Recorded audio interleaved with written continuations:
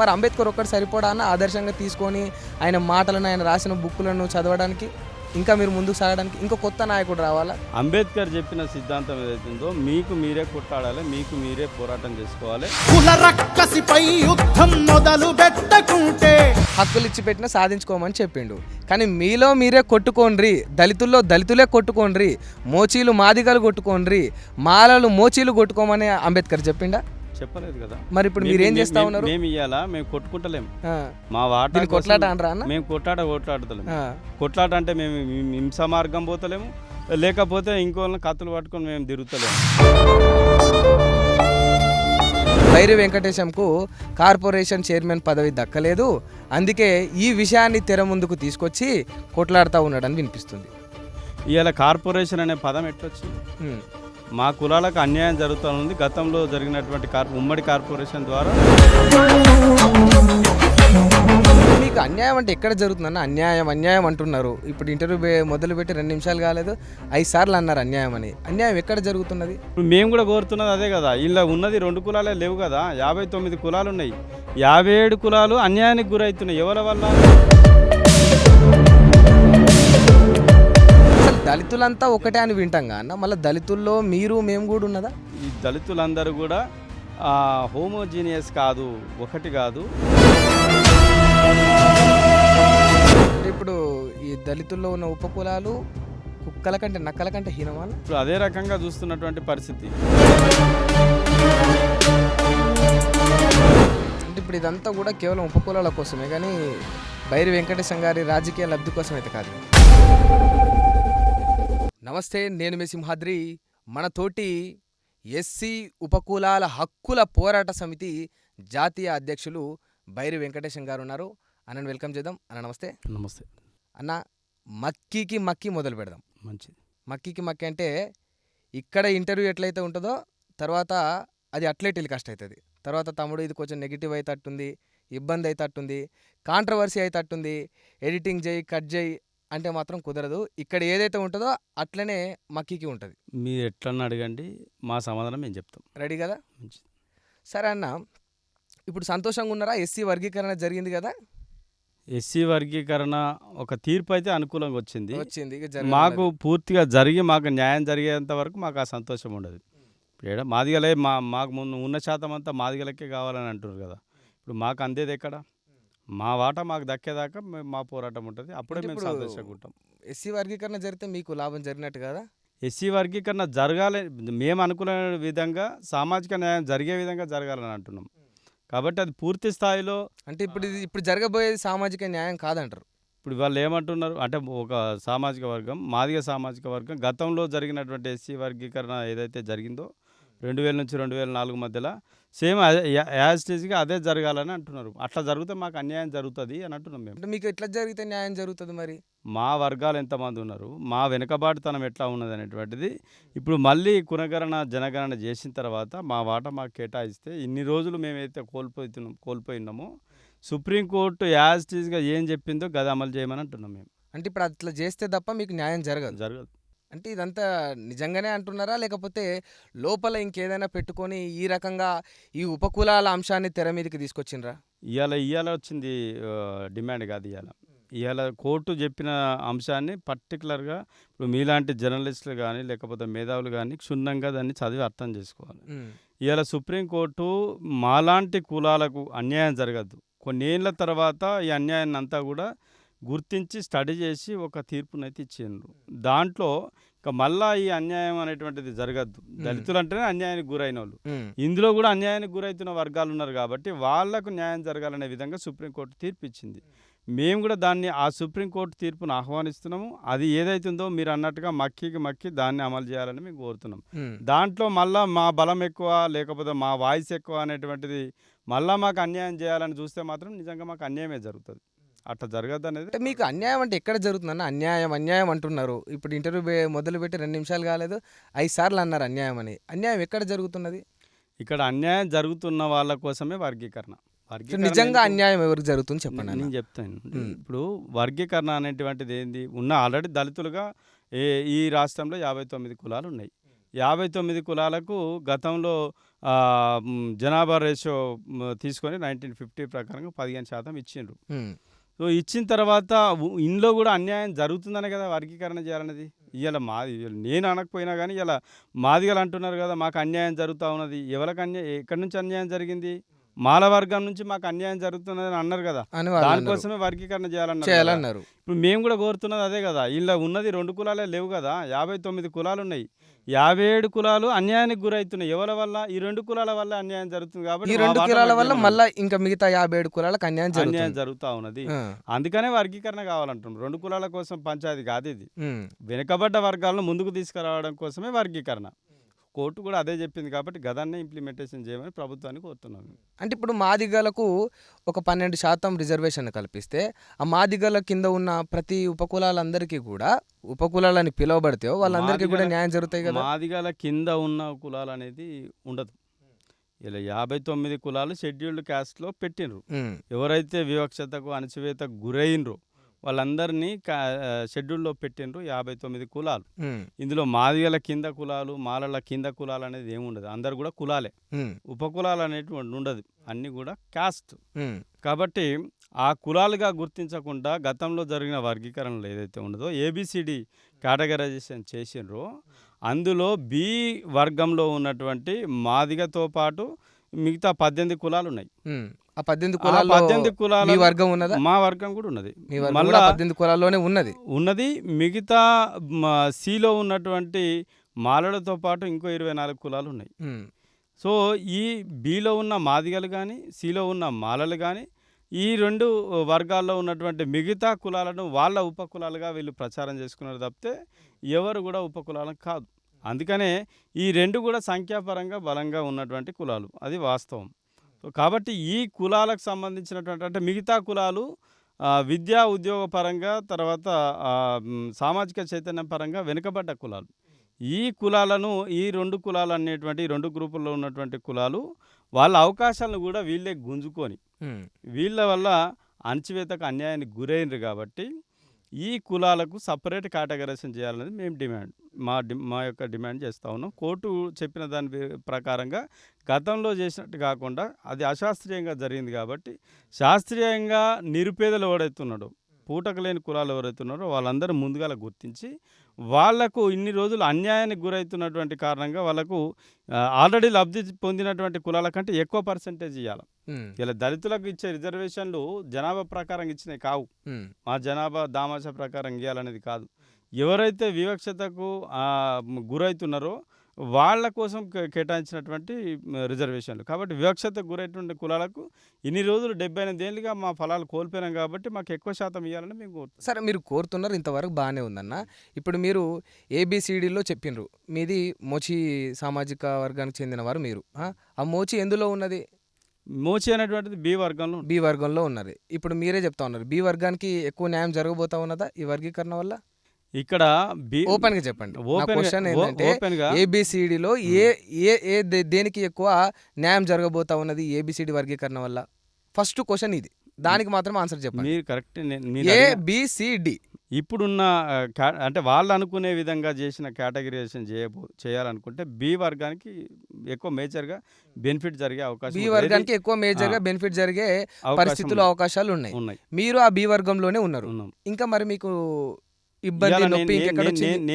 నేను పోరాడుతున్నటువంటి పోరాటం ఏదైతే ఉందో నేను ఇవాళ అంబేద్కర్ యొక్క ఆశయాలు అంబేద్కర్ సూచించినటువంటి లక్ష్యాలకు అనుగుణంగా మొత్తమే వాయిస్ లేనటువంటి కులాల యొక్క హక్కుల కోసం పోరాడుతున్నటువంటి నాయకునిగా ఇలా నేను ఆ ఉద్యమాన్ని చేపట్టాను.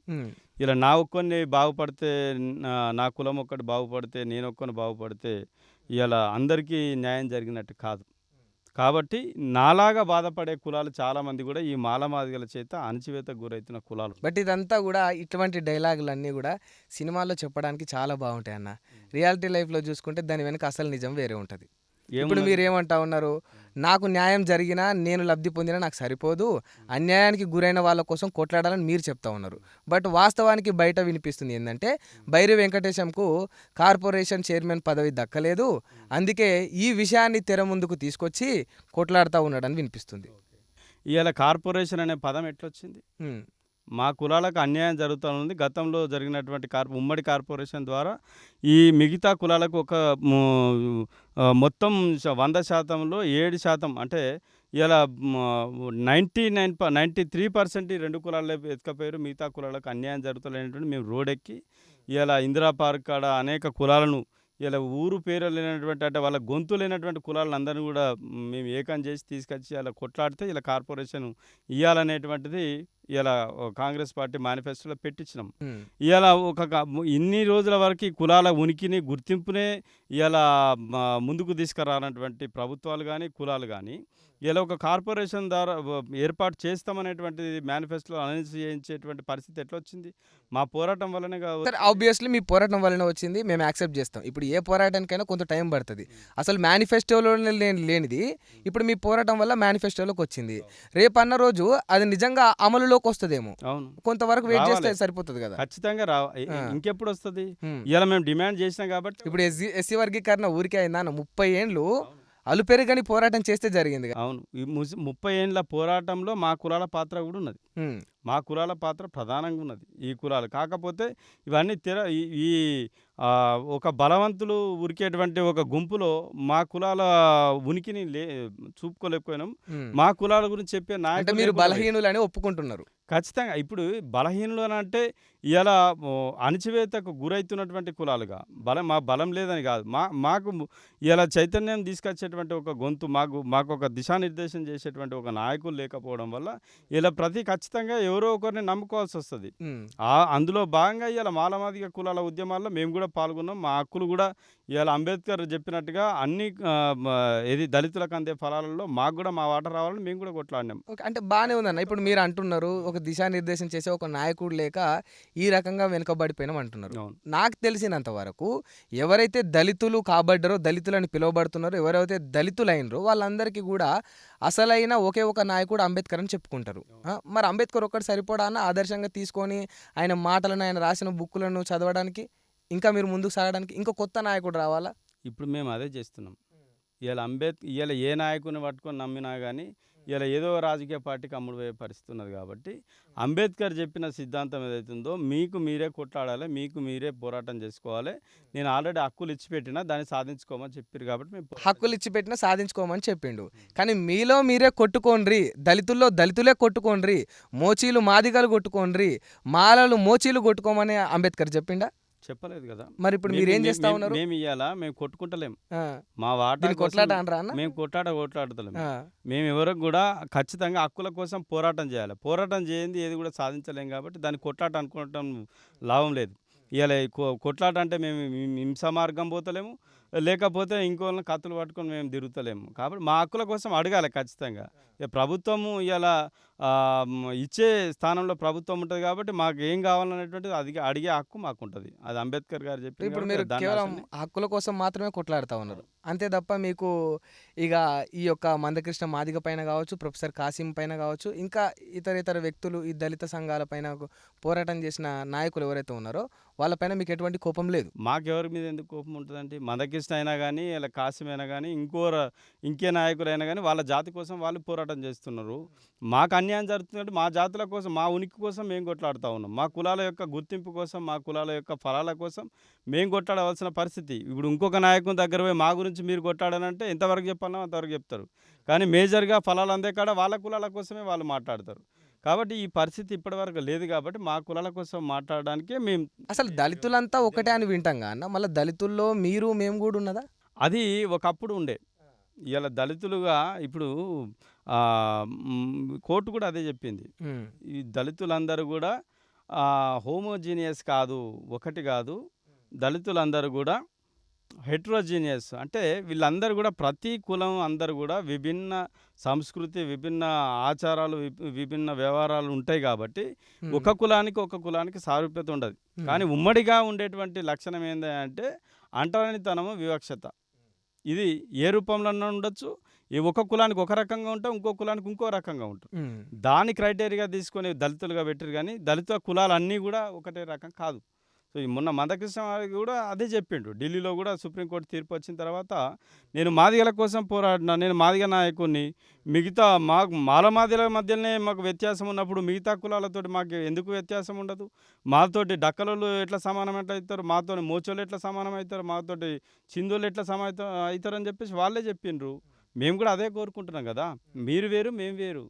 ఇలా అందరం దళితులమే, కానీ మీకు జరిగిన అన్యాయం వేరు, మాకు జరిగిన అన్యాయం వేరు. మీ తిండి వేరు, మా తిండి వేరు, మీ వృత్తులు వేరు, మా వృత్తులు వేరు. కాబట్టి మాకు ఏదైతే దళితులకు అందవలసిన ఫలాలలో వ్యత్యాసం ఉన్నది కాబట్టి మాకు అన్యాయం గురవుతున్నాం. కాబట్టి మా వర్గాన్ని సపరేట్గా చేసి ఈ రెండు బలమైన కులాలతో కాకుండా సపరేట్గా ఒక వర్గంగా చేసి మా వాటా మాకు కేటాయించండి అని అంటున్నాం. మా అంటే పోరాటం ఇప్పుడు అంతవరకు నాకు కానీ ఒక సందేహం వచ్చింది అన్న. వ్యక్తిగతంగా మాత్రం ఎవరి మీద ఉండదు మాకు. ఓకే, అంటే నాకు ఒక సందేహం వచ్చింది. ఇప్పుడు మీరు మాట్లాడుతూ ఉంటే, మీరు చెప్తా ఉంటే మందకృష్ణ గారు అన్నమాట వాస్తవమే.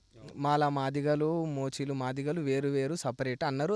దాన్ని మీరు కూడా ఏకీభవిస్తూ మేము అదే అంటున్నాం, మా తిండి వేరు, మా బట్టలు వేరు, మీరు వేరు, మేము వేరు అంటున్నారు. ఇట్లా దళితులే కొట్టుకోవడం వల్లనే అగ్రవర్ణాలు అని పిలువబడే వాళ్ళు రాజమేలుతా ఉన్నారు. మీరు ఇంకా కొట్లాటల కాలం మీరు వేరు మేము వేరు అనే కాడ మిగిలిపోయినరు అని నేనంట. దీనికి ఏమంటారు? ఖచ్చితంగా ఇవాళ వాస్తవానికి మీరు అన్నట్టుగా దళితులందరూ ఒకటే, ఇలా బీసీలు అందరూ ఒకటే, ఓసీలు అందరూ ఒకటే, భారతీయులందరూ ఒకటే. కానీ వాళ్ళకు జరుగుతున్న అన్యాయాల మీద మాత్రం ఖచ్చితంగా ప్రశ్న చేయాల్సిన పరిస్థితి వస్తుంది. బీసీలు కానీ, దళితులు కానీ, ఇంకా దళితుల్లో ఉన్నటువంటి కులాలైనా కానీ వాళ్లకు నిజంగా దళితుల మీద మేము కోరుకున్నది ఏంటంటే, ఇవాళ కులాల పరంగా వ్యత్యాసం ఉన్నప్పటికీ కూడా దళితుల మీద అన్యాయం చేయడానికి ఇవాళ చట్టాలు చేసింది కులపరంగా చేయలే, ఎస్సీలకు అందరికి కలిపి చట్టాలు చేసారు. ఎస్సీ అట్రాసిటీ చట్టం కావచ్చు, తర్వాత వివక్ష చేసేటువంటి చట్టం కావచ్చు, ఇవి ఏవైనా కానీ ఇవన్నీ కూడా దళితులు అందరినీ దృష్టిలో పెట్టుకొని చేశారు. కానీ మాదిగలను దృష్టిలో పెట్టుకొని మిగతా 57 కులాలను దృష్టిలో పెట్టుకొని చేయలేదు. అవును. ఈ దేశవ్యాప్తంగా దాదాపు 1150 కులాలు ఉన్నాయి దళితులల్లో. అందరూ కూడా దళితులే, కానీ కులాల పరంగా వాళ్ళ వృత్తిపరంగా వేరే ఉంటారు, వృత్తుల పరంగా వేరే ఉంటారు. కాబట్టి ఉన్న ఓవరాల్గా ఉన్నటువంటి ఫలాలలో వివక్షత ఉండద్దు అనేటువంటిది మా యొక్క మా పోరాటం, మా యొక్క ఆకాంక్ష. రాజ్యాంగం కూడా అందరికీ సమాన ఫలాలు అందాలని చెప్పింది. ఇలా కాబట్టి మాల నాయకులు అంటారు మొత్తం దళితులంతా ఒకటి, దళితులను విడదీయద్దు అని అంటారు. మరి దళితుల మీద లోపల జరుగుతున్నటువంటి ఇంటర్నల్ ఓకే, అందరం దళితులమే, మా మీద దాడులు జరిగినప్పుడు అందరం స్పందిస్తాం. మన ఈ వితిన్ ద దళితుల మధ్యలో జరుగుతున్నటువంటి అన్యాయాలు కానీ, వాళ్ళకి జరుగుతున్నటువంటి విద్యా ఉద్యోగ పరంగా, రాజకీయ పరంగా ఎదుర్కొంటున్న ఇబ్బందులు కానీ, వచ్చే అవకాశాలలో కానీ, మరి మా కింది అంటే మాలో ఉన్నటువంటి మిగతా కులాలకు అన్యాయం జరిగినప్పుడు ఏ ఒక్క నాయకుడు మాట్లాడేమి? ఈ మాలలు మాట్లాడరు, మాదిగలు మాట్లాడరు. మరి మా గొంతును ఎవరు వినిపించాలా? సో కాబట్టి మాకు జరుగుతున్న అన్యాయం గురించి మేము కొట్లాడుతాం. అంటే ఇప్పుడు అంత అన్యాయం ఏ రకంగా జరుగుతుంది? ఇప్పుడు అన్యాయం అన్నారు కదా, అది ఏ రకంగా జరుగుతుంది? మాదిగల నుంచి వెళ్ళి మిగతా ఈ 57 ఏవైతే షెడ్యూల్ క్యాస్ట్లు ఉన్నాయో వాళ్ళకి ఏ రకంగా జరుగుతూ ఉన్నది? ఇక్కడ ఎగ్జాంపుల్ ఒకటే తీసుకున్నాం. ఏది విద్యలో కావచ్చు, తర్వాత ఉద్యోగాల్లో కావచ్చు, ఉపాధి కార్యక్రమాల్లో కావచ్చు, లేకపోతే కార్పొరేషన్ రుణాలు కావచ్చు, రాజకీయ పదవులు కావచ్చు. రాణిస్తలేరా అన్న మిగతా 57 కులాలను గవర్నమెంట్ బల్లోకి రాణిస్తలేరు చదువుకుంటా అంటే? ఇక్కడ గవర్నమెంట్ బలుల్లో ఉన్నారు, కానీ ఆర్థికంగా బలపడ్డటువంటి కులాలు ఎవరైతే ఉన్నారో మెరుగైన విద్యను అందుకుంటా ఉన్నారు. ఇలా నిజంగా ఒక ఆర్థిక స్వాతంత్రం వచ్చిన తర్వాత కొంచెం పరిస్థితులు మెరుగైతాయి. రెండోది, మా దాంట్లో కూడా అంటే ఈ విద్య అందుకునే క్రమంలో మా కులాలన్నీ కూడా విద్యా చైతన్యం లేనటువంటి కులాలు. ఇలా ప్రభుత్వ విద్య ఎట్లా ఉన్నటువంటిది మనందరికీ తెలుసు. ఈ ఉన్న విద్యలో కూడా మెరుగైనటువంటి విద్యను అందుకునే కాడ మా వాళ్ళు వెనకబడి ఉన్నారు. ఈ కార్పొరేట్ విద్యను అందుకునే కాడ వెనకబడి ఉన్నారు. మాకున్నటువంటి ఈ ఉమ్మడి కొట్లాట లోపల అందుకునే చదువుల కాడ కానీ, పొందే అవకాశాల కాడ కానీ మేము మిగతా కులాలతో పోటీ పడలేకపోతున్నాము. అంటే ఇప్పుడు ఈ చైతన్యం అంతా కూడా ఫస్ట్ మీలో రావాలి కదా. ఇప్పుడు మాదిగలను, మాలనో, లేకపోతే ఇంకా అగ్రవర్ణాలను పిలువబడే వాళ్ళనో, గవర్నమెంట్నో అంటే కాదు. ఫస్ట్ మనలో ఒక మార్పు వచ్చి విద్య పరంగా ఇంకా అభివృద్ధి చెంది మంచి విద్యను అభ్యసిస్తే ఆ తర్వాత జ్ఞానం పెరుగుతుంది, అడగడానికి, మాట్లాడడానికి ఒక సరైన విధంగా ఉంటుంది కదా. అందుకనే ఈ విద్యను అందుకునే కాడ మాకున్న అవకాశాలు కూడా సరిపోతలేవు. కాబట్టి రెసిడెన్షియల్ స్కూల్ సపరేట్ పెట్టమంటున్నాం. మా వాళ్ళు సంచార జీవనం చేసేటువంటి కులాలు, చేతివృత్తులు చేసుకునే కులాలు ఉంటారు. వీళ్ళు సగం వాస్తవానికి తల్లిదండ్రులు ఉపాధి మీదనే ఆధారపడతారు కాబట్టి పిల్లల్ని కూడా దాంట్లో ఇన్వాల్వ్ చేస్తున్నటువంటి పరిస్థితి. ఇప్పుడిప్పుడే చైతన్యం తీసుకొచ్చే ప్రయత్నం చేస్తున్నాం. మాలో ఎవరైతే కొంచెం విద్యావంతులు అయినారో వాళ్ళందరూ కూడా చేసే ప్రయత్నం చేస్తూ ఉన్నాం. కానీ ఇప్పుడున్నటువంటి పోటీ పరిస్థితి లోపల ప్రభుత్వం చేయవలసిన బాధ్యత, ఎవరైతే కొంచెం కాళ్ళు బాగలేవో లేకపోతే బలహీనంగా ఉన్నారో వాళ్లకు కొంచెం మెరుగైన అవకాశాలు కల్పించే బాధ్యత ప్రభుత్వం మీద ఉంటుంది. అంతేగాని తాంబూలం ఇచ్చాం తనుక సాగు అంటే అది కలవని పని.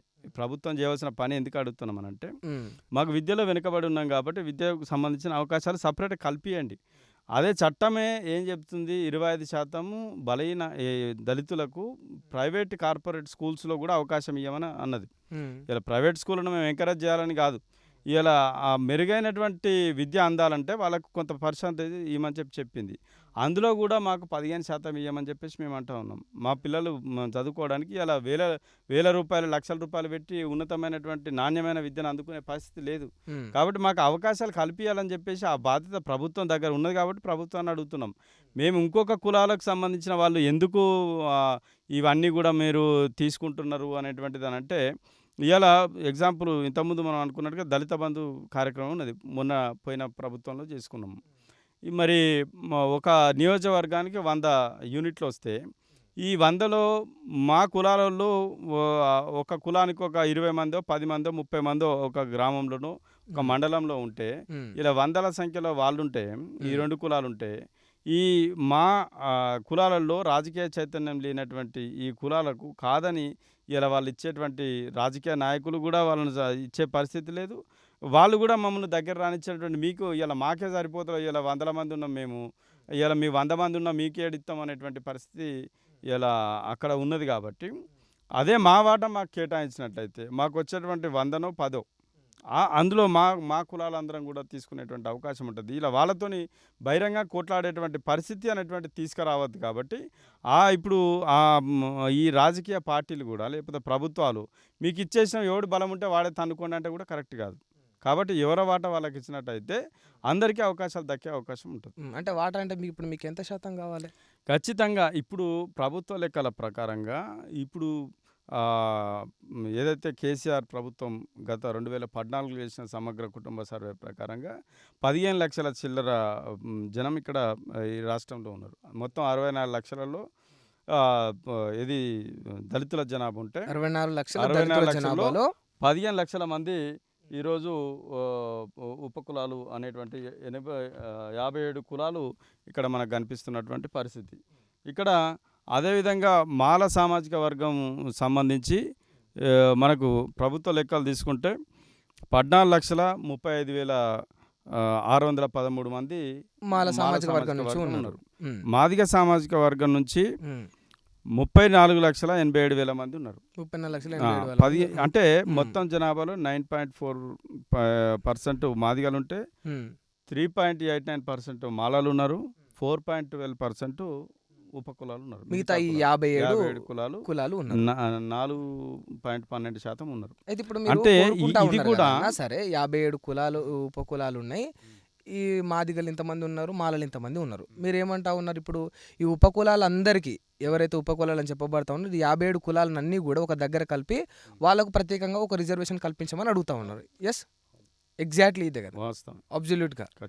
అంటే ఇప్పుడు మామూలుగా తెలంగాణలో ఒక సామెత ఉంటుంది తెలుసా అన్న, ఒక ఇంట్లో 2 సిగలు ఒక దగ్గర కలిసి ఉండలేవు అంటారు. అంటే ఒక ఇంట్లో 2 సిగలే కలిసి ఉండలేనప్పుడు 57 సిగలు ఎట్లా ఉంటాయి అన్న? అయితే మీరు అన్నది వాస్తవం. మా 57 కులాల పరిస్థితి ఎట్లుంటుందంటే, ఈ 57 కులాలు ప్రతి జిల్లాలో ఉండరు. ఒక జిల్లాలో కొన్ని కులాలు ఉంటే మిగతా జిల్లాలో వేరే జిల్లాలో ఇంకో కొన్ని కులాలు ఉంటారు. సో మా కులాలు 57 ఒకటే గ్రామంలో ఎక్కడ కూడా మిక్స్డ్ లేరు. చాలా జాగాల్లో కూడా 1-2 కులాలు ఉన్నాయి, కానీ మిగతా కులాలన్నీ కూడా కొన్ని జిల్లాలకు పరిమితమైనటువంటి కులాలు. సో అక్కడ కూడా మా కులాలన్నింటిలో కూడా ఉమ్మడిగా చూసుకున్నట్టయితే విద్యలో వెనుకబడి ఉన్నారు, చైతన్యంలో వెనుకబడి ఉన్నారు, ఆర్థికంగా అన్ని రంగాల్లో కూడా వెనుకబడి ఉన్నటువంటి కులాలు. కాబట్టి నిజంగా ఇందులో ఎక్కువ తక్కువ కొంచెము ఆల్రెడీ అడ్వాన్స్డ్ అయి ఉంటే ఈ మాలమాదిగలు దాటిపోదురు. మరి అట్లా లేరు కదా. అంతటా కూడా ఏ ఏ జిల్లాలో తీసుకున్నా మీ దళిత బంధు రిపోర్టే తీసుకో, 3 ఎకరాల భూమి రిపోర్టే తీసుకో, ఏ కులాలకు అందింది? ఎక్కడా అందింది లేదు. మరి వాళ్ళతోని పోటీ పడేది ఉంటే వీళ్ళకి ఏడన్నా వచ్చేది కదా. ఎక్కడ దక్కిన పరిస్థితి లేదు. కాబట్టి ఈ గుడ్డి కంటే మెల్లనయం అన్నట్టుగా హ్మ్. ఇప్పుడు మళ్ళా ఆ 2 కులాలను కలుపుకొని మేము తిప్పల పడే బదులు మా మధ్య పోటీ ఉంటే మాకు ఆరోగ్యకరమైన పోటీ ఉంటదది. మరీ బలమైనటువంటి పోటీ ఏమి ఉండదు. కాబట్టి ఈ జిల్లాల వారీగా మాకుంటాయి కాబట్టి, ఆ జిల్లాలో ఉన్న కులాలు కొంచెం పంచుకునేటువంటి వెసులుబాటయితే ఉంటది. ఇప్పటికంటే మెరుగైతే ఉంటది. హ్మ్. ఇప్పుడు అట్లా అంటే 59 కులాలకు సంబంధించిన పథకాలు, 59 ఏబీసీడీలు వర్గీకరణ చేయాలంటే జరగని పని. హ్మ్. సో, ఏ కులానికి కూడా దక్కే పరిస్థితి లేదు కాబట్టి, పూటకు లేని కులాలు ఎవరైతే ఉన్నారో వాళ్ళందరిని ఒక వర్గం పెట్టండి. జర మెరుగ్గా ఉన్నటువంటి కులాలు ఇంకొక వర్గం పెట్టండి. పేదలను ఒక వర్గం పెట్టు. ఇంకా ఆల్రెడీ అడ్వాన్స్ ఉన్న కులాలను ఇంకొక వర్గం పెట్టు. హ్మ్. మేము అందుకనే ఫలాలు దక్కే విషయంలో మేము కొట్లాడుతున్నాం తప్పితే ఇవాళ ఆల్రెడీ డెవలప్ అయినటువంటి కులాలు ఉన్నారు. ఇప్పుడు ఇవాళ వాళ్ళకి ఫలాలు ఏం అవసరము? వాళ్ళకి ఇన్ని రోజులు మీరు తీసుకున్నారు కదా, 78 ఏళ్ళ నుంచి తీసుకున్నారు కదా, ఓ 10 ఏళ్ళు ఆగుర్రి, పోయింది ఏమున్నది? ఆ 10 ఏళ్ళ దాకా మాకు ఇవ్వండి. ఉన్న కులాలలో 15% మీకే కావాలన్నప్పుడు ఒక 7% మాకు ఇవ్వండి, సగం మాకు ఇవ్వండి, తర్వాత ఉన్న సగం మీరు తీసుకోండి. హ్మ్. మీరు ఆల్రెడీ డెవలప్ అయి ఉన్నారు కదా, ఇక మీరు ఈ వెనకబడ్డోడు ఎప్పటికీ వెనకబడే ఉండాలనా? మొత్తం ఇట్లా అంటే ఇదే వ్యవస్థ కొనసాగడానికే ఈ రిజర్వేషన్ల అర్థం ఏంది? ఎవరైతే ఏం పూర్తిగా లేని వాళ్ళు ఉన్నారో వాళ్ళని అప్లిఫ్ట్ చేయడం కోసమే రిజర్వేషన్లు. మరి ఆ ఉద్దేశాన్ని ఇలా మనమే పాటించినప్పుడు ఇలా మిగతా వర్గాలు ఎట్లా పాటిస్తాయి? సో, దీన్ని దృష్టిలో పెట్టుకొని వర్గీకరణ చేయాలని మేము కోరుతున్నాం. హ్మ్. అంటే ఇప్పుడు చాలా ఉపకులాలను మాదిగలు కావచ్చు, మాలలు కావచ్చు, వాళ్ళ దగ్గరికి కలుపుకొని ఇది మేమే అని చెప్పుకునే ప్రయత్నం చేస్తూ ఉంటారు కదా. అంటే వీళ్ళు లబ్ధి పొందడానికో లేకపోతే వీళ్ళు హైలో ఉండడానికో అని అంటూ ఉంటారు. ఇప్పుడు మీరు కూడా ఆల్రెడీ బీలో ఉన్నారు. మీరు మోచి కులం నుంచి వెళ్ళి మోచి సామాజిక వర్గం నుంచి వెళ్ళి మీరు బీలో ఉన్నారు. మీరు వెల్గానే ఉన్నట్టు యాజ్ పర్ ఇప్పుడు వర్గీకరణ చూసుకుంటే మీకు లబ్ధి జరుగుతుంది. మరి ఇప్పుడు మీరు కూడా కావాలని ఒక పొలిటికల్ గేమ్ ఆడుతున్నారు అనుకోవచ్చా? ఇప్పుడు మిగతా వాళ్ళందరినీ ఓన్ చేసుకుంటా మీరు మెరుగ్గానే ఉన్నారని అంటున్నారు కానీ ఎక్కడ మెరుగేం లేము. లేరా? బీలో ఒక కులం మాత్రమే మెరుగున్నది. మాదిగలు మాత్రమే మెరుగున్నారు. అంతే. మిగతా కులాలు ఎవ్వరం కూడా మెరుగులేవు. మోచిలో మళ్ళీ గదే రోడ్డు మీద చెప్పులు కుట్టుకుంటూ ఉన్నాం. హ్మ్. డక్కలో గదే అట్లా ఆడుకుంటూ కనిపిస్తలేవుగా అన్న ఇప్పుడు మంచిగా. ఇప్పుడు మంచిగా కనబడడం కూడా తప్పేనా? ఇవాళ అంబేద్కర్ కూడా అట్లా కోట్ తప్పు అంటలేను, నువ్వు బాగున్నావనే అంటున్నా నేను. బాగుండాలనే కోరుకుంటున్నాం మేము కూడా. బాగుండాలనే కోరుకుంటున్నాం. సమాజం దృష్టిలో ఇలా ముఖ్యమంత్రి దగ్గరికి పోవాలో, ఒక మంత్రుల దగ్గర పోవాలన్నప్పుడు మనం చినిగిన బట్టలు వేసుకొని పోతే రాను కదా. మనం కూడా సమాజానికి తగ్గట్టుగా పోవాలి. అవును. అది శుభ్రతను పాటించడం అనేటువంటిది ఇలా మన సమాజాన్ని చూసి నేర్చుకోవాలి. అది ఖచ్చితంగా మనం పాటించాలి. ఇవాళ అందుకనే అంటున్నా, ఈ ఒక వర్గంలో అన్ని కులాలు బాగున్నట్టు కాదు. నేను బాగుంటే నా కులం అంతా బాగున్నట్టు కాదు. అవును. సో, కాబట్టి ఆ బాగలేనటువంటి కులాల గురించే మేము బాగుండాలని కోరుకుంటున్నాం. దానికోసం మేము పోరాటం. అంటే ఇప్పుడు ఈ పోరాటం అంతా కూడా కేవలం వర్గీకరణ కోసం. వర్గీకరణ ఒక్కటే కాదు. వర్గీకరణ అనేటువంటిది విద్యా ఉద్యోగాల కోసం మాత్రమే వర్గీకరణ. ఇంకా అది కాకుండా మిగతా ఉపాధి అవకాశాలు ఉన్నాయి. తర్వాత ఆర్థికపరమైనటువంటి అవకాశాలు ఉన్నాయి. రాజకీయపరమైనటువంటి అవకాశాలు ఉన్నాయి. వీటన్నిటిలో కూడా మా వాటా మాకు రావాలనేది మా పోరాటం. అంటే సాధ్యపడుతుందా అన్న? ఎందుకు సాధ్యపడదు? ఇలా ఖచ్చితంగా హక్కుల కోసం కొట్లాడమని చెప్పిందే కదా బాబాసాహెబ్ అంబేద్కర్ చెప్పింది.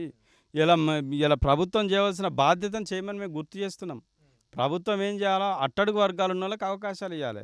వాళ్ళు ఎవరైతే నిజంగా ఉపాధిలో బాగా అన్యాయం గురవుతూ ఉన్నారని చెప్తున్నాం కదా, లెక్కలే చెప్తున్నాం కదా, నేను చెప్తే కాదు కదా. అవును.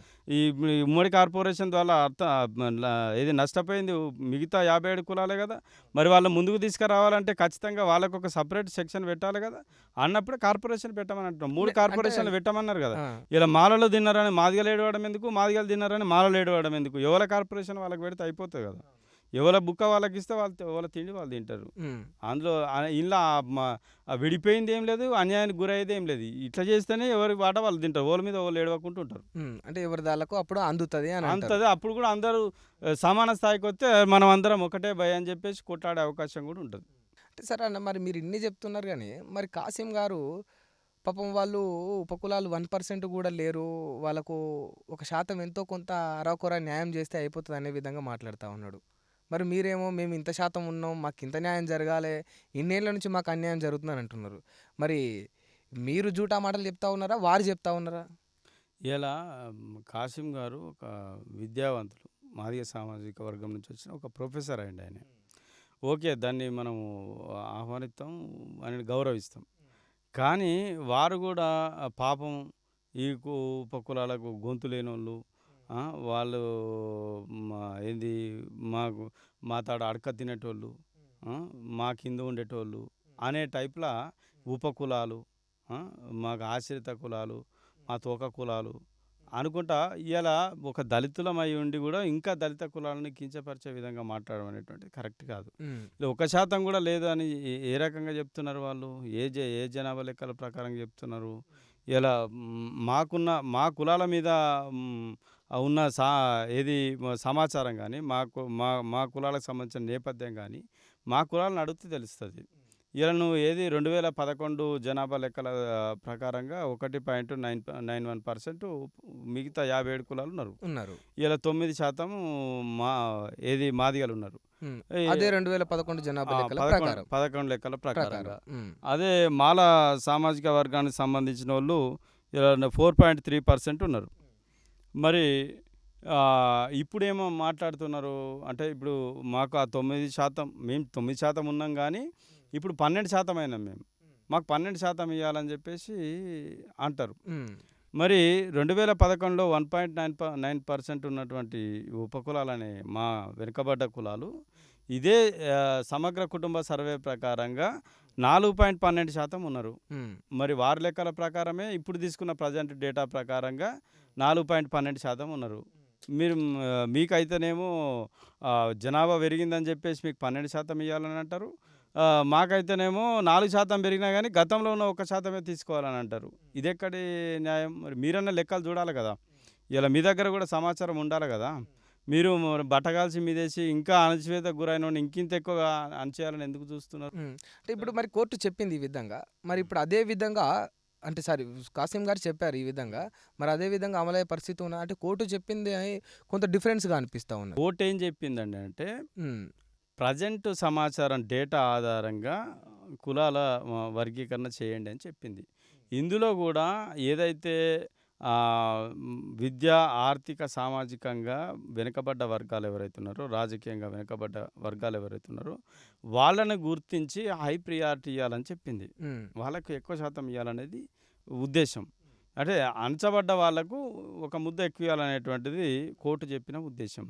సో, ఇందులో గూడా వెనుకబడ్డ వర్గాలు ఎవరైతే ఉన్నారో, ఈ ము ఏది మోస్ట్ బ్యాక్వర్డ్ షెడ్యూల్డ్ కాస్ట్ అని చెప్తున్నటువంటి మా కులాలన్నీ గూడా ఇలా అట్టడుగు వర్గాలుగా ఉండి అన్ని రంగాల్లో గూడా ఇలా రాజకీయ ప్రాతినిధ్యం లేక, విద్యా ప్రాతినిధ్యం లేక, ఇలా ఆర్థికంగా బలంగా లేక వెనుకబడ్డ కులాలం. హ్మ్. ఇలా మాకు ముందు ప్రయారిటీ ఇయ్యాలనేటువంటిది మేము చెప్తా ఉన్నాం. ఇంకొకటేందంటే ఇప్పుడు ఆ సమగ్ర కుటుంబ సర్వే కంటే గూడా ఆ వివరాలు అంటే 4.12 కంటే గూడా ఇంకా రెట్టింపు సంఖ్యలో మా కులాల జనాభా ఉన్నది.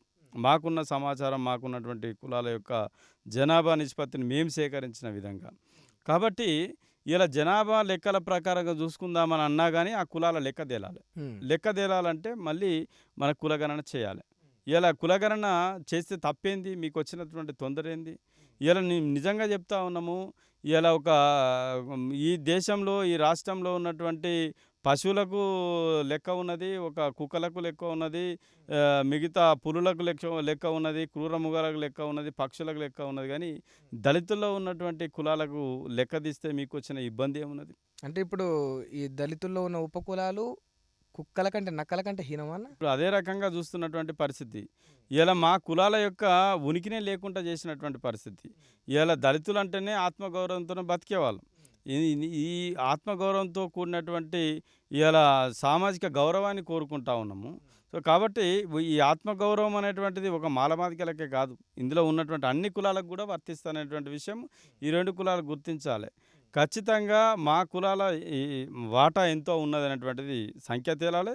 రెండోది మా కులాల్లో ఉన్నటువంటి వెనుకబాటుతనం ఏదైతే విద్యా, ఉద్యోగ పరంగా గానీ, రాజకీయంగా గానీ మాకున్నటువంటి మాకు అందినటువంటి మాకున్నటువంటి స్థితిగతులను గూడా అంచనా వేసి మేము కోల్పోయినటువంటి శాతాన్ని మాకున్న దానికంటే రెట్టింపు ఇయ్యాలనేటువంటిది ఇయాల సామాజిక న్యాయం. దానికోసం మేము కొట్లాడుతా ఉన్నాం.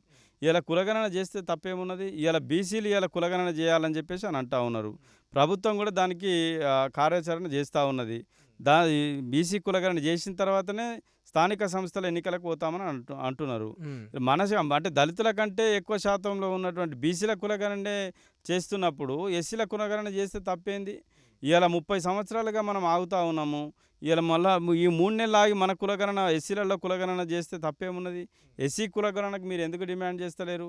ఇలా బీసీ మంత్రులు కానీ ఎమ్మెల్యేలు కానీ ఇలా పట్టుబట్టి దాన్ని చేయించుకుంటా ఉన్నారు. ఉమ్. దళితుల్లో ఉన్నటువంటి ఎమ్మెల్యేలు కానీ ఎంపీలు కానీ మినిస్టర్లు కానీ వీళ్ళు ఎందుకు డిమాండ్ చేస్తలేరు? ఎందుకంటే ఈ అట్టడుగున ఉన్నటువంటి నెట్టేయబడ్డటువంటి ఈ కులాల జనాభా ఈ రాష్ట్రంలో ఎక్కువగా ఉన్నది. ఈ కులాల జనాభా బయటకు వస్తే మా 2 కులాల ప్రాతినిధ్యం తగ్గుతుంది అనేటువంటి భయంతో ఇలా ఈ ఎస్సీల కులగణన చేయడానికి ఈ నాయకులు ముందుకు వస్తలేరు. భయపడుతున్నారు, ఖచ్చితంగా భయపడుతున్నారు. భయపడుతున్నారు. అంటే ఇప్పుడు మీరు ఎస్సీలో ఉన్న ఎమ్మెల్యేలందరినీ మంత్రులందరినీ అంటా ఉన్నారు. మేము ఈ ఎమ్మెల్యేలు కానీ మంత్రులు కానీ ప్రభుత్వంలో ఉన్నటువంటి ప్రతినిధులు కదా వాళ్ళు.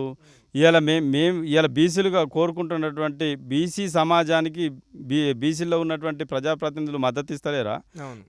ఇవాళ దళితుల్లో ఉన్నటువంటి కులాల కులగణనకు కూడా ఇవాళ మా దళితుల ప్రజాప్రతినిధులు మద్దతు ఇవ్వాలని చెప్పేసి మేము కోరుతా ఉన్నాం. వాళ్ళని ఇచ్చే డిమాండ్ అవకాశం చేస్తా ఉందా అన్న? ఉన్నాం. అసలు మీరు డిమాండ్ చేస్తా ఉన్నారు, ఓకే, ఇట్స్ ఫైన్. ఇచ్చే అవకాశం ఉన్నది ఖచ్చితంగా ఇవ్వాలి. ఇలా బీసీలకు చేసినప్పుడు ఎస్సీలకు చేస్తే తప్పేమున్నదండి? ఎస్సీలకు కూడా ఖచ్చితంగా చేయవలసిందే. ఇలా కోర్టు కూడా అదే చెప్పింది కదా. ప్రజెంట్ అంటే ఎంపెరికల్ డేటా అని చెప్పింది. అంటే అనుభవపూర్వకంగా ప్రస్తుతం ఏది ఉందో దాన్ని బట్టి మీరు చేయండి. ఎప్పుడో గతంలో జరిగింది కాదు. ఇప్పుడు ఉన్నటువంటి వాళ్ళ యొక్క స్థితిగతులు ఏంటి, వాళ్ళ యొక్క పరిస్థితులు ఏంటి, అవన్నీ కూడా వెలికి తీసి వాటి ఆధారంగా వాళ్ళని గుర్తించండి అని చెప్పింది. కాబట్టి ఖచ్చితంగా చేయవలసిందే. ఇలా కోర్టు చెప్పింది చేయమంటున్నాం, మేము వేరే ఏం కొత్తగా అడుగుతలేము. చేస్తా అన్నారా రేవంత్ రెడ్డి గారు? మీరు కలిసినట్టున్నారు కదా, ఖచ్చితంగా రేవంత్ రెడ్డి గారిని కూడా కలిసినాము. మాట్లాడినట్టున్నారు. రేవంత్ రెడ్డి గారిని కూడా కలిసినాము. వారు కూడా ఏమన్నారన్న? చెప్తా ఉన్నారంటే మేము ఇవాళ అందరికీ న్యాయం చేస్తాము, ఎవరికొకరికి చేసి మేము ఉండేటువంటి పరిస్థితి కాదు. కోర్టు ఏం చెప్పిందో అది చెప్తామని చెప్పేసి ఇలా పత్రికల్లో కూడా మనం చూసినాము. మాలామాదిగ నాయకులు కూడా కలిసారు. వాళ్ళకు కూడా చెప్పినట్టుగా చూస్తున్నాము. మాకు ముఖ్యమంత్రి గారి మీద నమ్మకం ఉన్నది. ఇలా కోర్టు తీర్పును యథావిధిగా ఇంప్లిమెంట్ చేస్తారని చెప్పేసి కూడా మేము విశ్వసిస్తూ ఉన్నాం. అది జరిగినప్పుడే ఖచ్చితంగా మాకు వర్గీకరణ వల్ల లాభం జరుగుతుంది, లేకపోతే మళ్ళీ అన్యాయమే జరుగుతుంది. సరే, నిజానికి వాస్తవానికి కోర్టు ఏ విధంగా అయితే తీర్పిచ్చిందో ఆ రకంగానే అమలు కావాలి. అట్లయితే నిజంగా ఎవరైతే అణచివేయబడ్డారో వాళ్ళకు న్యాయం జరుగుతుంది. మేము కూడా అదే జరగాలని కోరుకుంటున్నాం. ఒకవేళ చేయకపోతే ఖచ్చితంగా, ఎందుకంటే ఇప్పుడు రాష్ట్ర ప్రభుత్వాలకు అప్పగించింది ఆ బాధ్యత. చేయకపోతే ఖచ్చితంగా మా కార్యాచరణ మాకు ఉంటుంది. కార్యాచరణ అంటే ఏ విధంగా ఉంటుంది?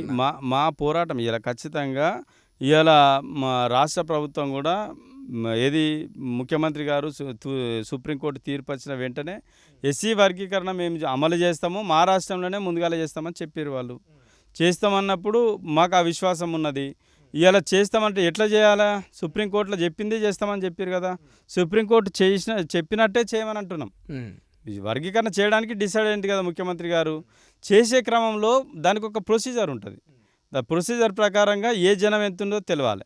దీంట్లో ఉన్నటువంటి వీళ్ళు ఈ కులాలన్నీ కూడా ఈ జనం అంతా కూడా విద్యా ఉద్యోగ సామాజిక రాజకీయ పరంగా వీళ్ళందరూ ఎట్లా ఉన్నారనేది విశ్లేషణ చేయాలి. చేసిన తర్వాత వాళ్ళ యొక్క ప్రాతినిధ్యం ఎంత ఉన్నది, విద్యలో ఎంత ఉన్నది, ఉద్యోగాల్లో ఎంత ఉన్నది, రాజకీయంగా ఎంత ఉన్నది, సామాజికంగా ఎట్లా ఉన్నారనేది ఇవన్నీ కూడా గణన చేయవలసి వస్తుంది. ఈ ప్రొసీజర్ అనేటువంటిది అఫీషియల్ ప్రొసీజర్ ఉంటుంది. ఆగమాగం ఏదో చేసి మీకు ఇంత అనడానికి ఉండదు. ఆ ప్రొసీజర్ ఫాలో అవుతారని చెప్పేసి ముఖ్యమంత్రి గారు చేస్తారని చెప్పేసి మేము విశ్వసిస్తున్నాం. మేము కూడా మళ్ళీ త్వరలో కూడా కలిసి కూడా మేము అదే విషయాన్ని వారికి చెప్తాం. మాకు అన్యాయం జరిగితే ఖచ్చితంగా మేము కోర్టు కూడా చెప్పింది, ఎవరికైనా అన్యాయం జరిగితే మళ్ళీ కోర్టుకు రమ్మని చెప్పింది. మేము న్యాయ పోరాటం చేస్తాం. అదేవిధంగా మా వాటా కోసం అన్ని జిల్లాల్లో కూడా మా 57 కులాల ప్రజలందరూ కూడా లక్షలాది మందిగా ఉన్నటువంటి మా ప్రజలందరూ కూడా ఉద్యమ పోరాటాన్ని కొనసాగిస్తాం. ఉన్నదా అంటే అసలు ఇప్పుడు 57 కులాలు అని ఇప్పుడు చెప్తా ఉన్నారు కదా, వాళ్ళందరూ మీ వెంట వచ్చి మిమ్మల్ని నమ్మి ఈ బైరి వెంకటేశంతో నడిచే అవకాశం ఉన్నదా అసలు ఈ రాష్ట్రంలో? ఇప్పటి వరకు కూడా బైరి వెంకటేశం కూడా ఒక నాయకులతో వీళ్ళతో తిరిగినోడే. డివైడ్ అయిపోయింది కదా, వాళ్ళతో తిరిగినంత సేపు ఒకలాగా ఉంటుంది పరిస్థితి, డివైడ్ అయిన తర్వాత ఇంకొకలాగా ఉంటుంది. విషయం ఏంటంటే ఎప్పుడు కానీ అణచివేత ఎక్కడైతే ఉంటుందో అక్కడి నుంచే పోరాటం స్టార్ట్ అవుతుంది. ఇలా బైరి వెంకటేశ్వర రావచ్చు, రేపు ఇంకొకరు రావచ్చు, ఎవరైనా రావచ్చు. సో ఇవాళ అన్యాయం జరుగుతున్నటువంటి వర్గాల పక్షాన ఆ కులాలే వాళ్ళ గొంతు నిప్పాలి. దానికోసం ఇలా బాబాసాహెబ్ అంబేద్కరే మాకు స్ఫూర్తి. ఇలా ఆయన కొట్లాడినాడు కూడా ఆయన వెంట ఎవరు లేరు. ఆయన ఒక్కడిగానే వచ్చిండు, విద్యను అందుకున్నాడు, అందులో జరుగుతున్న అన్యాయాన్ని గుర్తించి ఆనాడున్న ప్రభుత్వాలను ఎదిరించి ఇలా ఫలాలను సాధించిండు. ఆయననే మాకు స్ఫూర్తి. ఆయనను తీసుకునే ఇలా నాలాంటి కొంచెం జ్ఞానం తెలిసిన వ్యక్తులు, లేకపోతే అన్ని కులాల నుంచి ఏకమైన అన్ని కులాల నుంచి కూడా ఇలా కట్టకట్టుకొని ఇలా మీరేదైతే వీళ్ళ చాతగానోళ్ళు, లేకపోతే వీళ్ళు అణచివేతకు వీళ్ళు పనికిరాలని ఎవరైతే అనుకుంటున్నారో వీళ్ళందరికీ ఇలా మేము కూడా ఇలా అంబేద్కరే మాకు కూడా నాయకుడు, మీకెట్లా నాయకుడు మాకు కూడా నాయకుడు అంబేద్కరే. వారు కూడా మా కులాల నుంచి వచ్చినటువంటి ఒక మహాకులానికి సంబంధించినటువంటి వ్యక్తే. సో కాబట్టి ఆయన ఏం చెప్పిండో దాన్ని ఆచరించడానికి మేము ఖచ్చితంగా మేము పోరాటం చేస్తాం. ఎంతమంది వస్తారనేటువంటిది ఇలా తెలంగాణ ఉద్యమంలో ఎంతమంది వచ్చిర్రు, ఎట్లా వచ్చిర్రు, ఎక్కడి నుంచి స్టార్ట్ అయింది అనేది మనకు చరిత్ర ఉన్నది ముందటనే. ఇలా వర్గీకరణ పోరాటం కూడా ఎంతమందితోటి స్టార్ట్ అయిందో తెలుసు. ఇలా మేము ఇలా తక్కువ ఉన్నా కానీ రేపు రాబోయే రోజుల్లో మా హక్కులు సాధించుకునే కాడ ఈ రాష్ట్రంలో మరొక పెద్ద ఉద్యమం అవుతుందని కూడా మేము చెప్తాం. అంటే ఇప్పుడు ఇదంతా కూడా కేవలం ఉపకులాల కోసమే కానీ బైరి వెంకటేశం గారి రాజకీయ లబ్ధి కోసం అయితే కాదు కదా. 100% కాదు. ఇలా ఈ కులాల కోసం గుర్తింపునివ్వడం కోసం అనేక నాయకుల వెంట తిరిగినాం. ఇలా మా కులాల ఇప్పుడు నేను ఈ మాట నేను ఎందుకనంటే చాలా మంది నాయకులు కులాలను కావచ్చు, వర్గాలను కావచ్చు, ఈవెన్ దేశంలో చాలా రాష్ట్రాల్లో మతాన్ని కూడా కావచ్చు ఒక అంశం వరకు, అంటే ఒక స్థాయి వరకు బేస్ చేసుకొని ప్రసంగిస్తూ ఉంటారు, పోరాటం చేస్తూ ఉంటారు, మాట్లాడుతూ ఉంటారు. తీరా వాళ్ళు అనుకున్నది ఏదైతే ఉంటుందో రాజకీయంగా ఆ లబ్ధి పొందిన తర్వాత వాళ్ళ జోన్లోకి ఎంటర్ అయిన తర్వాత ఇక ఈ ప్రస్తావనే మర్చిపోతారు. మళ్ళీ మీరు అట్లనే కారు అని గ్యారంటీ అయింది. వాస్తవం మీరు అన్నది ఏంటంటే, ఎందుకంటే గతంలో చరిత్రలో కూడా జరిగింది అది. సో కాబట్టి మీరు అనడంలో తప్పేం లేదు. కాబట్టి ఈ వర్గాల కోసం సంబంధించి ఎవరైతే ఉన్నారో ఇప్పటి వరకు కూడా ఈ కులాలు గిన్ని ఉన్నాయి, ఇంతమంది ఉన్నారు, వీళ్ళ జీవన విధానం ఇట్లా ఉన్నది, వీళ్ళు ఇంకా కూడా చిన్న చిన్న కళావృత్తులను నమ్ముకొని బతుకుతూ ఉన్నారు, వీళ్ళు ఇంకా కూడా భిక్షాట మీద బతుకుతూ ఉన్నారు, వీళ్ళు ఇంకా కూడా చేతి వృత్తులు ఇంకా చెప్పులు కుట్టే వృత్తులనే ఉన్నారు, ఇంకా పాటలు పాడుకునే వృత్తులనే ఉన్నారు అని ఈ కులాల గురించి గొంతెత్తినటువంటి నాయకులు లేరు. ఎవరో ఒకరు రావాలి. కాబట్టి అంబేద్కర్ ఒక చదువుకున్న విద్యార్థిగా, ఇవాళ చదువుకున్న వ్యక్తిగా అంబేద్కర్ ఇచ్చినటువంటి స్ఫూర్తిని తీసుకొని మేము రావడం జరిగింది.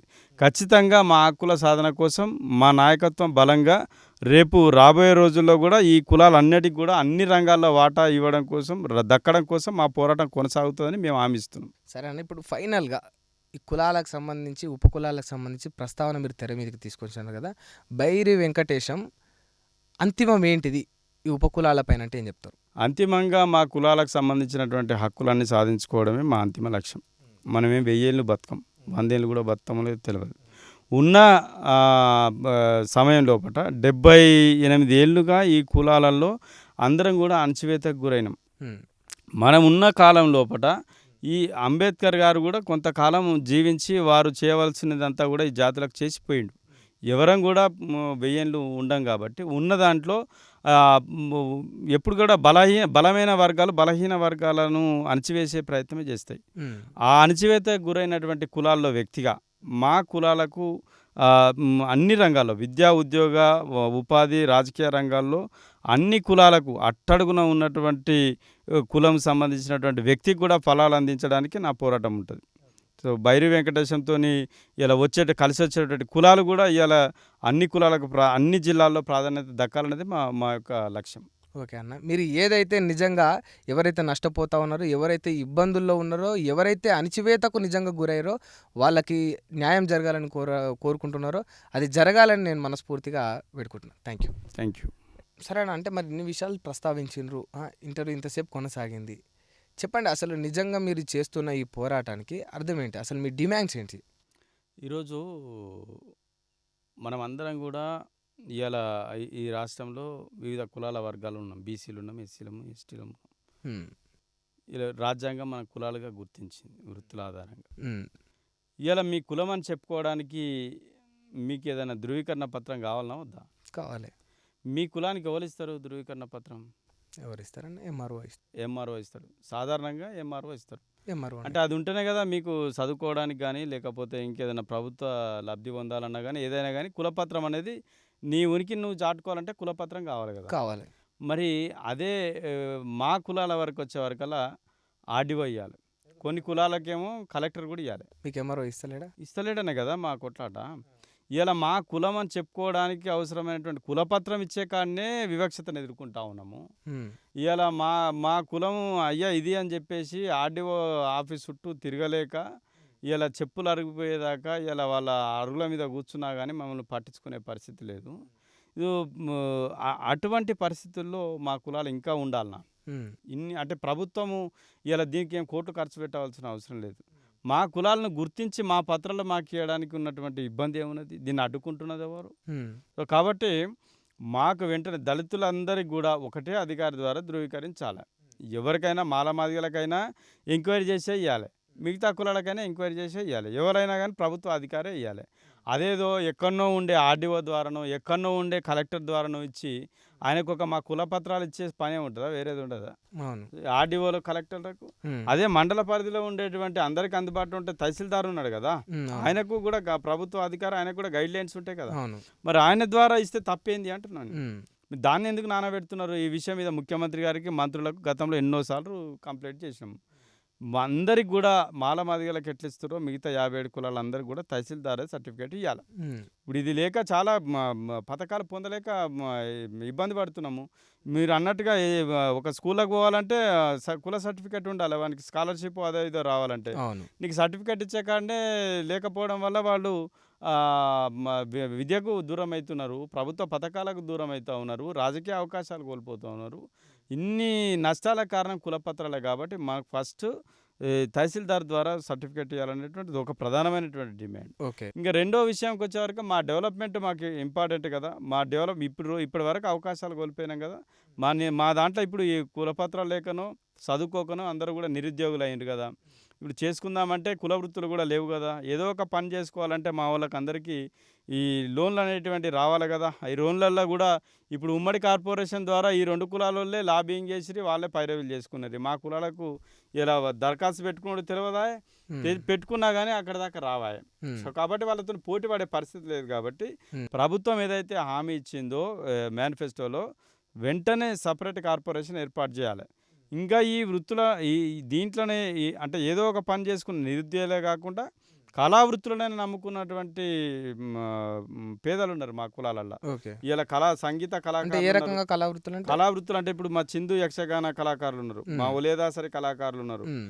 అదేవిధంగా ఏది మన బుడగజంగం కళాకారులు ఉన్నారు. హ్మ్. ఇట్లా చాలా రకాలమైన కళావృత్తుల మీద డక్కలి కిన్నెర వాయించేటువంటి కళాకారులు ఉన్నారు. హ్మ్.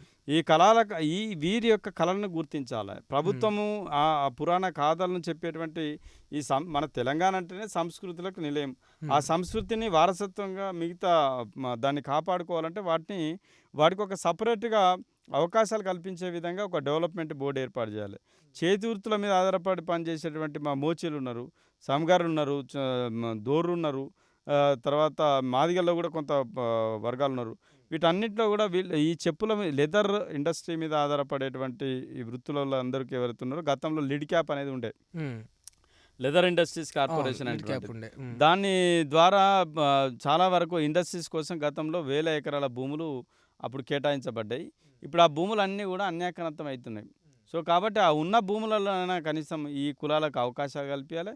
అందులో పార్కులు లెదర్ ఇండస్ట్రీస్ పెట్టి ఈ రాష్ట్రంలో లెదర్ పరిశ్రమను మళ్ళీ పునరుత్పాదన చేయడం కోసం ఈ కులాలకు లెదర్ ఇండస్ట్రీస్ సంస్థలను ఏర్పాటు చేయాలి.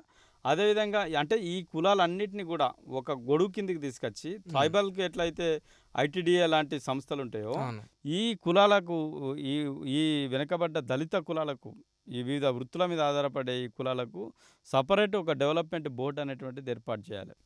అదేవిధంగా ఇంకొక ప్రధానమైన డిమాండ్ మా విద్యార్థులు ఎవరైతే ఉన్నారో, మా చిన్న పిల్లలు ఎవరైతే ఉన్నారో, మా భవిష్యత్ తరాలు ఎవరైతే ఉన్నారో వీళ్ళందరికీ కూడా విద్య అందించాలంటే వీళ్ళ మీద స్పెషల్ కాన్సన్ట్రేషన్ చేయాలి ప్రభుత్వం. ఇలా నిజంగా ఈ ప్రభుత్వ స్కూళ్ళు ఇలా ప్రైవేటు ఎడ్యుకేషన్ వల్ల నిర్వీర్యమైపోతున్నటువంటి పరిస్థితిని చూస్తూ ఉన్నాం. ఇలా రిక్రూట్మెంట్ లేక కావచ్చు, అక్కడ ఉన్న సౌకర్యాలు లేకపోవడం వల్ల ఇవన్నీ జరుగుతూ ఉన్నాయి. సో అట్లా కాకుండా కొన్ని మోడల్ స్కూళ్ళు, రెసిడెన్షియల్ స్కూళ్ళు పెట్టిరు బీసీ ఎస్సీలకు సంబంధించి. అట్లా ఉపకులాలకు కూడా సపరేట్ రెసిడెన్షియల్ స్కూళ్ళు ప్రతి జిల్లాకు ఒకటైనా పెట్టాలి. ఆ జిల్లాకు ఒకటి పెట్టినా కానీ నాణ్యమైన విద్య అందే అవకాశం ఉంటుంది.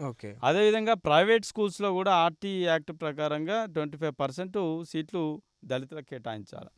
దాంట్లో 15% మా కులాలకి ఇవ్వండి, మా వాళ్ళు కూడా మెరుగైన విద్యను అందుకుంటారు. విద్యను అందుకున్నట్లయితే ఒక తరము పూర్తిగా విద్యను అందుకున్నట్లయితే ఈ రిజర్వేషన్ల మీద కూడా ఆధారపడకుండా వాళ్ళు సొంత కాళ్ళ మీద నిలబడేటువంటి అవకాశం ఉంటుంది. కాబట్టి ఎడ్యుకేషన్ అనేటువంటిది ఇవ్వాలి. మా ఏదైతే అదే రకంగా రాజకీయ ప్రాతినిధ్యం ఇవాళ గ్రామాల్లో అంతో కొంత చైతన్యం ఉన్నటువంటి మా కులాల ప్రజలు ఉన్నారు. రాజకీయ చైతన్యం లేని, రాజకీయ ప్రాతినిధ్యం లేని కులాలు ఇవి కూడా అంతరించిపోతాయి.